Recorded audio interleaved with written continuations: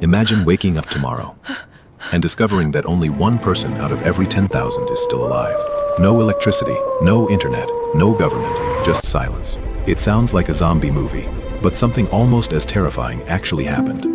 About 74,000 years ago, long before kingdoms, long before writing, Humanity came closer to extinction than most people realize. The trail is clear now. We should find water If soon. history had gone Look, just a edible little berries. differently, none of us would be here today.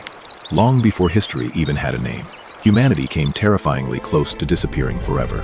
And if one small group had made one different decision, The food you is probably almost ready wouldn't by exist the today. fire. The earth looked peaceful. Catch me if Dense you can. forests stretched across continents, rivers carved through untouched land. Small groups of humans hunted with stone tools. Nobody knew that deep beneath the island we now call Sumatra, the planet was preparing one of the largest volcanic eruptions in human history. The volcano had been silent for thousands of years. Then, the pressure became too much. The explosion wasn't just loud. It was beyond imagination. Ash blasted high into the atmosphere. The shockwave raced across the planet. Entire forests disappeared beneath volcanic debris. For people living nearby, there was nowhere to run. But the real danger came later. Weeks passed, then months. The sun became weaker. Temperatures began to fall. Plants died. Animals disappeared. Food became impossible to find. Humanity wasn't fighting monsters. It was fighting hunger. Imagine trying to survive when every day is colder than the last. Your children are hungry. Your parents are too weak to walk.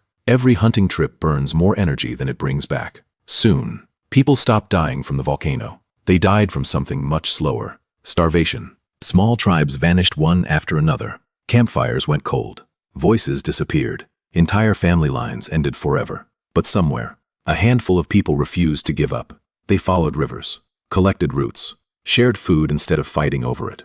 They learned something our species would never forget. Sometimes, survival isn't about being the strongest. It's about helping each other survive one more day. Those tiny groups eventually became the ancestors of billions, including you.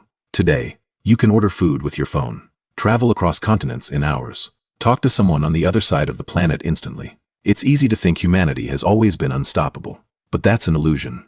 Our species has survived ice ages, predators, disease, and disasters powerful enough to change the entire planet. The greatest miracle isn't that civilization exists.